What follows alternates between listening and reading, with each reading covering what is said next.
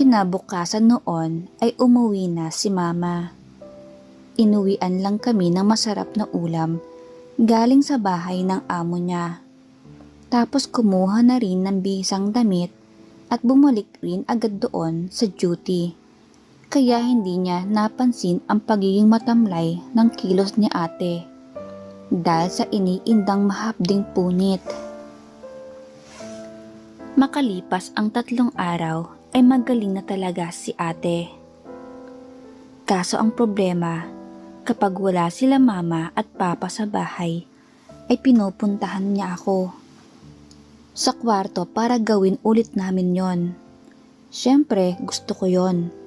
Kaso hindi mawala sa part ko ang kaba na baka mahuli kami ni mama kung palagi namin yung gagawin. 1 linggo pa ang lumipas, umuwi na maaga si mama at magkakasabay kaming nag-almusal. Sabi ni mama, "Russell, ikaw muna ang mag-duty doon kila Sir Andrew. Kailangan niya ng boy na mauutusan. Ipapalinis rin daw ang swimming pool. Naturuan na kita noon dati kung paano linisan, di ba?" "Opo, ma." "Magdala ka ng bihisang damit na pang 1 linggo dahil 1 linggo ka roon. Magpapahinga muna ako dahil after ng 1 linggo ay magkakaroon sila ng malaking handaan at tayong dalawa magjo-duty roon. Maraming bisita ang darating kaya ang sabi ni Sir Andrew, magpahinga muna raw ako ng 1 linggo para may sapat akong pahinga bago ang handaan na magaganap sa mansyon nila." Mahabang pag-i-instruction pa sa akin ni mama. Noong matapos kaming mag-almusal, ay agad na akong nag-impake ng bihisang damit na pang 5 araw. Dahil doon ako ng 5 araw sa amo ni mama na si Sir Andrew. Wala akong alam sa background na amo ni mama kasi hindi naman nanirahan si Sir Andrew sa lugar namin. Bali ang mga magulang niya ang orihinal na amo ni mama. Pero noong namatay yon ay si mama na ang ginawang caretaker. Kaya madalas rin akong naroon sa mansyon para magtabas ng mga damo at magputol ng mga kahoy. Pati na rin ang maglinis ng swimming pool. Wala kasing takip kaya nalalaglagan ng mga dahon at nilulumot rin. Pinuntahan ko si ate sa kwarto niya at nagpaalam na aalis na ako para mag-duty kapalit ni mama. Sabi niya naman, "Ingat ka roon bunso ah." Tapos mabilisan akong dinampian sa labi. Kaya nanlaki ang mga mata ko dahil baka biglang sumilip si mama sa kwarto niya. Ngumiti naman siya na tila kinikilig, habang ako naman ay napapailing-iling dahil kinakabahan nga ako. Agad na akong umalis at naglakad lang papunta sa mansyon nila Sir Andrew para mag-duty kapalit ni mama. Medyo may kalayuan ang bahay nila, pero kaya namang lakarin. Wala ring choice dahil wala namang tricycle mula sa amin papunta roon. Dulo na kasi kami ng barangay. Tapos sa bandang gitna yung kila Sir Andrew. Pagkarating ko sa may gate ay hindi na ako nag-doorbell dahil may dala akong susi mula kay mama. Kasi nga caretaker kami ng bahay. Pagkapasok ko ay diretso ako sa likuran para kunin yung mga gamit panglinis, hose at brush na gagamitin ko sa paglilinis ng swimming pool. Noong may biglang pumalo ng walis sa likuran ko.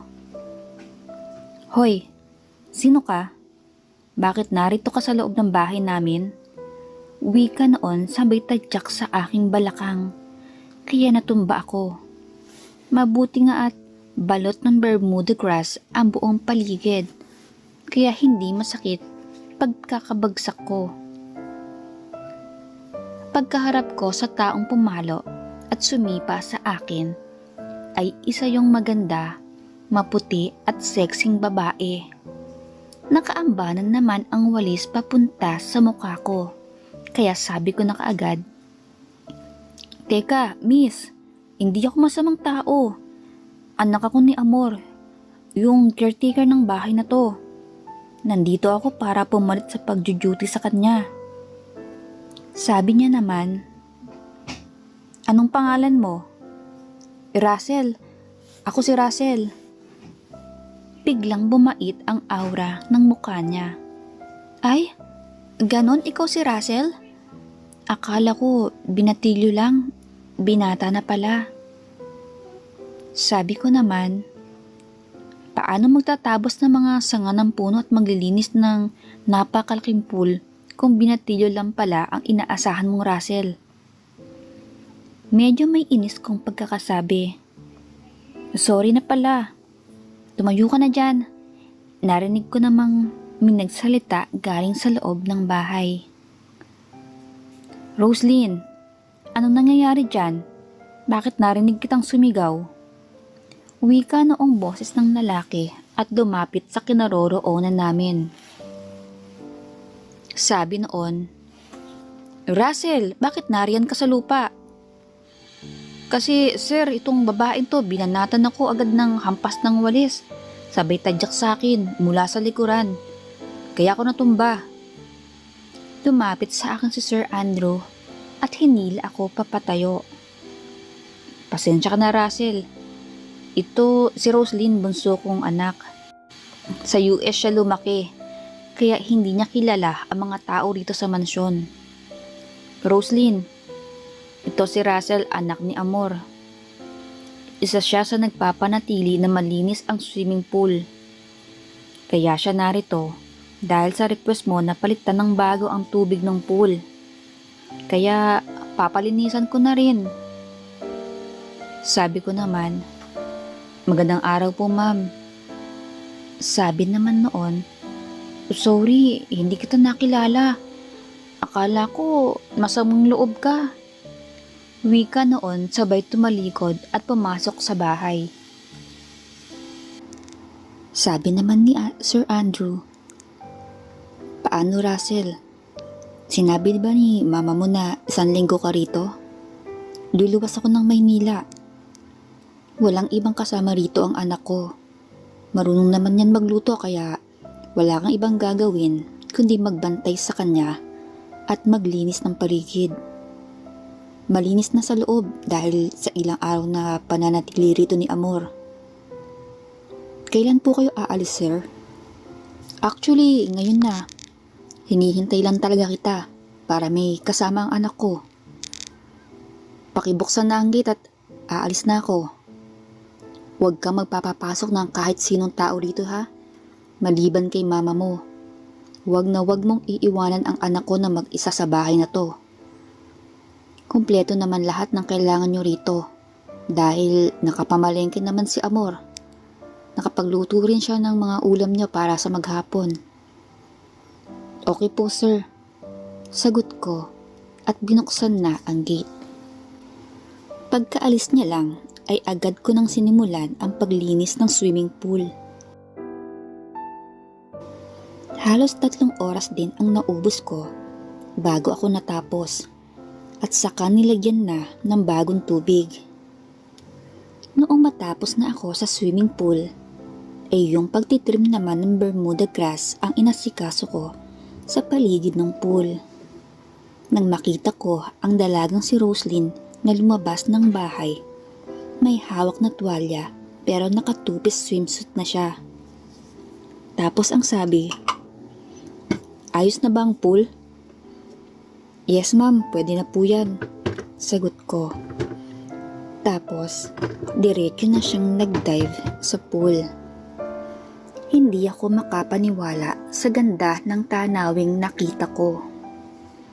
Sobrang ganda at ang lalaki ng kabundukan na nakalutang sa pool. Kapag lumalangoy siya ng nakapatihaya at nagba-backstroke. Hanggang sa marinig kong sabihin niya, "Kung ako sa'yo, Samahan mo na lang akong maligo rito kaysa tingin ka ng tingin dyan. Imbes na bermuda, baka daliri sa paa mo pang magupit mo dyan. Sabi ko naman, ay, sorry po ma'am. Sige po, magpo-focus na ako sa paggugupit. Sabi niya naman, sino may sabi sa'yo ng isa yung request? Utos yun na kailangan mong sundin. Bilisan mo. Di ba ang trabaho mo rito ay bantayan ako? E di kung kailangan kong nasa pool ako ay narito ka rin para mabantayan ako. Makikita mo ba ang mangyayari sa akin habang nasa tubig ako at nakatalikod ka naman at nagtatabas dyan? Medyo may taray na pagkasabi niya. Kaya naman, medyo na-intimidate ako at wala nang nagawa. Nagpaalam muna ako na magpapalit ng shorts at t-shirt. Pero noong lulusong ako sa pool, ay sabi niya, "Ops, take off your shirt, then mag-shower at magsabon ka ng mabuti para walang amoy ng pawis ang mapupunta sa pool. At saka, bawal magsuot ng colored t-shirt sa pool, kaya huwag ka nang magdamit." Wika niya. Napapailing na lang ako. Kasi madalas naman akong maligo sa pool na yon kapag naroon ako at naka-t-shirt ako palagi. Pero dahil naroon nga ang aking dalagang amo, kaya wala akong ibang magagawa kundi ang sundin siya. Noong naliligo na ako, ay biglang nagbago ang mood niya. Masaya na siyang kausap at mabait sa akin. Tapos, inutusan niya ako na kunin ko raw ang cocktail drinks na pinalamig niya sa ref at magdala ng isang baso. Naisip ko tuloy na baka siya lang ang iinom. Pero noong nakuha ko na, ay inaya niya akong umupo sa gilid ng pool at palit-palitan kami ng inom. "Ma'am, sigurado kayo na okay lang na uminom kayo?" "Oo naman. I'm 18 years old. Legal akong uminom kahit kaharap sina mami at daddy. Kaya wala kang dapat ipag-alala." Wika niya pa. At tuloy-tuloy ang tagay. Past 11 AM noong nagsabi siya na papasok na. Kaya inalalayan ko na. Pero ang gusto niya ay ihatid ko siya hanggang sa banyo sa kwarto niya sa itaas. Kaya wala na akong nagawa at inihatid siya roon. Pagkarating sa loob ay akmang lalabas na ako noong sabihin niyang, "Paano kung may mangyari sa akin dito? Malalaman mo ba kung nasa labas ka?" Sabi ko naman, "Ha? Ano pong ibig niyong sabihin, ma'am?" "Malinaw ang sinabi ko, Russell. Paanong hindi mo naintindihan?" Wika niya sabay lapit sa akin. Doon ko lang naintindihan ang nais niyang mangyari. Dahil sa napakaganda naman niya talaga, kaya naman hindi ko na nagawa pang tumanggi at nangyari na ang hindi dapat.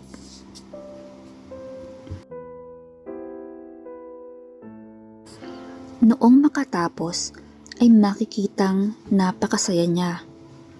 Ako naman ay masaya rin. Kaso nangingibabaw ang kaba at baka malaman ng mga magulang niya, dilagot talaga ako doon. Sa gabing yun ay doon na ako pinatulog sa loob ng kwarto niya at talagang wala siyang sinasayang na oras at enerhiya. Lahat pinapakinabangan hanggang sa mapagod at makatulog. Tumagal kami sa ganoong sitwasyon ng 5 araw. Dahil noong ika-5 araw ay dumating ang mga magulang niya ng tanghali. Sabi naman sa akin ni Sir Andrew, "Russell, umuwi ka na. Sabihin mo kay mama mo na pumunta na siya rito. Dahil siya ang kailangang mamuno sa paghahanda ng selebrasyon. Huwag na siyang magdala ng makakatulong dahil Dinala na namin ang 3 katulong namin sa Maynila para may makatulong siya rito. Heto nga palang bayad ko sa pagjuduty mo ng 1 linggo sa pagbabantay sa anak ko. Wika niya, sabay abot ng 5,000 piso. Maraming salamat po rito, sir. Sige po, Ma'am Roslyn, alis na po ako. Paalam ko pa. Sabi niya naman, okay, thanks for everything, Russell. Wika niya na may kasamang matamis ng ngiti. Agad na akong umuwi sa amin dahil si mama na ang kailangan nila. Pagkarating ko sa bahay ay parang Biyernes Santo ang mood sa bahay namin. Naroon na si Papa, mukhang galit. Si Mama naman ay nakasimangot. Tapos si Ate Aika ay umiiyak at biglang pumasok sa kwarto niya. Tapos narinig kong sabi ni Papa, "Basta, sinasabi ko sa'yo, Aika, hanggat narito ako sa pamamahay na ito, ay susunod ka sa mga sasabihin ko. Para din naman to sa'yo. Sa makalawa, pagka-uwi ko ay kasama ko na rito si Boss Ricky. Mamamanhiga na sila. Huwag mo kong ipapahiya." Wika ni Papa, sabay dampot ng kanyang bag at naglakad papalabas. Sabi niya pa sa akin, "Russell, bantayan mo yung ate mo ha. Kailangang narito yan pagbalik ko sa makalawa." Wika niya at tuloy-tuloy na sa paglabas sa aming bakuran. Noong wala na si Papa, ay nilapitan ko si Mama na nakaupo sa may sala. "Ma, dumating na sila Sir Andrew pati ang asawa niya at mga katulong. Kailangan ka na roon. Huwag ka na raw magdala ng iba pang katulong dahil may 3 katulong silang dala na makakasama mo sa pag-aasikaso sa handaan." Tumangulang siya at pumasok sa kwarto. Noong lumabas ay may dala ng bag na may labang bihisan ng ilang araw. Tapos diretso-diretso na ring umalis ng bahay. Inilapag ko muna sa kwarto ko ang dala kong bag, saka ako nagpunta sa kwarto ni Ate Aika. Naabutan kong naroon siya nakaupo sa kanyang kama at umiiyak. Sabi ko pa, "Te, anong nangyari?" Agad naman siyang tumayo at niyakap ako. "Bunso, ilayo mo na ako rito." "Ha? Bakit? Ano bang nangyari? Kailan pa umuwi si Papa?" "Bunso, ipinagkasundo ako ni Papa sa anak ng amo niya at gustong ipaasawa." "Ganon? Ilang taon na ba yung lalaki?" 50 years old na raw at maraming pera. Yun daw ang makakapag-ahon sa atin sa hirap. Ayoko, bunso. Mas gugustuhin ko pang maging mahirap habang buhay kaysa makisama sa taong hindi ko na nga mahal, hindi ko pa kilala. Bunso, parang awa mo na. Itakas mo na ako. Kahit saan mo ako dalhin, sasama ko sa'yo. Huwag mo lang akong ibigay kina Mama at Papa." "Ha? Pati si Mama sumasang-ayon sa gusto ni Papa?" "Oo, dahil si Mama ay ganun rin ang sitwasyon niya. Ipinagpalit lang siya nila lolo sa 2 baka at 4 na kambing para pumayag ang mga magulang niya na ipakasal kay Papa. Kaya sumasang-ayon rin siya sa ganoong kasunduan." Sabi ko naman, "Ano malaman tong mga magulang natin? Maaaring noong panahon nila ay uso pang ganoon, pero ngayon hindi na." "Bunso, anong gagawin natin?" Sabi ko naman, "Katulad mo, te, hindi rin ako papayag na mapunta ka sa lalaking hindi mo naman mahal. Kaya oo, lalayas tayo."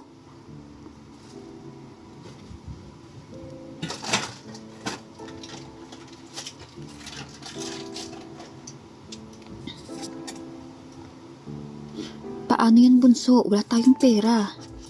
"Mali ka dyan, te. May 3,000 akong ipon para yun dapat sa regalo ko sa birthday mo at panghanda. Tapos heto 5,000. Bigay ni Sir Andrew dahil pag-duty ko sa bahay nila ng 1 linggo. Sakto na to para makaalis tayo at makahanap ng parentahang kwarto sa ibang lugar. Bunso, maraming salamat talaga. Hindi talaga ako nagkamali na ibigay sa'yo ang bagay na yon. Magmula ngayon, hindi lang ang bagay na yon ang ibibigay ko sa'yo. Pati na rin ang puso ko ay ibibigay ko sa'yo. Wala na akong iba pang mamahalin maliban sa'yo. Wika niya sabay yakap sa akin. Sabi ko naman, sa kanang dramate, kailangan na nating maghanda. Nakapaghanda ka na ba ng mga damit natin? Hindi pa, pero nakapaglaban naman ako kahapon. Kaya marami tayong madadalang damit. Sige pala, ihanda mo ng mga damit natin. Magsasaing na rin ako para may baon tayo na kanin sa biyahe.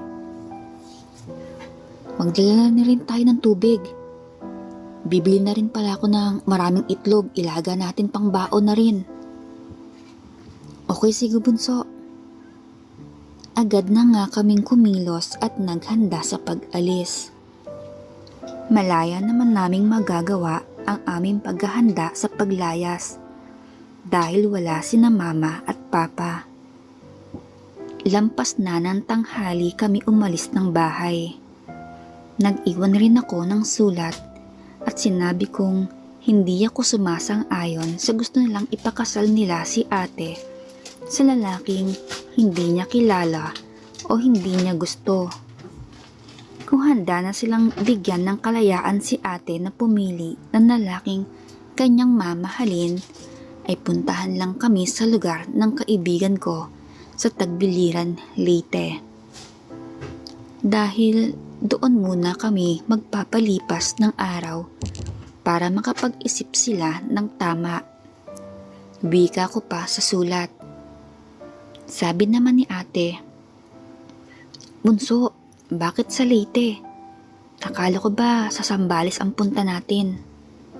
Oo, doon nga. Para kung sakaling magtangka silang hanapin tayo, ay hindi nila tayo mahahanap dahil nasa kabilang bahagi tayo ng Pilipinas. Napangiti na lang si Ate Aika sa naisip kong paraan. Masaya naming nilisan ang aming lugar na kahit iwanan pa namin ang aming mga magulang, ay magkasama naman kami nakaharap sa bagong hamon ng buhay. Habang nasa Zambales kami, ay nagtrabaho kami ni ate bilang massage therapist. Legit naman ang masahe roon dahil hindi sa isang kwarto ang mga massage beds at nakakortina, kaya imposibleng may mangyaring kakaiba.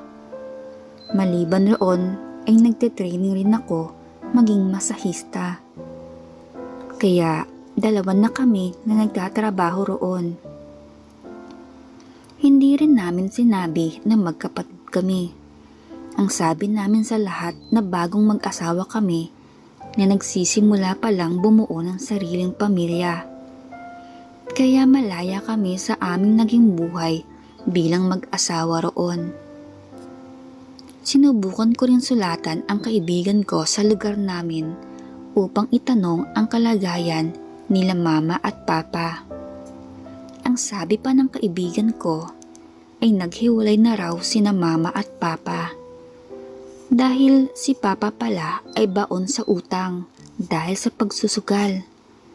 At mukhang iyon ang dahilan kung bakit gusto niyang ipakasal si Ate Aika sa anak ng amo niya. Dahil doon siya may malaking pagkakautang. Noong maghiwalay naman sila mama at papa, ay nagtrabaho na lang si mama kina Sir Andrew bilang mayordoma sa mansyon dahil doon naman naninirahan ng permanente sila Sir Andrew para magtino ang anak noon na bunso na masyado raw liberated. Doon ko naintindihan ng lahat at nalaman kong tama ang desisyon kong itaka si Ate Aika dahil kapahamakan lang ang kakahantungan niya. Lalo at ipambabayad lang pala siya sa utang ni Papa. Sa ngayon ay meron na kaming 3 anak ni Ate Aika at masayang namumuhay dito sa Zambales. Nakatira kami sa bahay malapit sa dagat, kaya palagi kaming may picnic buong pamilya kapag day off namin sa trabaho. Ayun, my loves, isa na namang magandang kwento ang ating natunghayan at naway inyong na-enjoy at nakuhaan ng aral. Happy New Year sa inyong lahat, my loves! Huwag makalimot mag-like, mag-comment at mag-subscribe na rin para tuloy-tuloy ang kwentuhan natin rito. Take care always, my loves!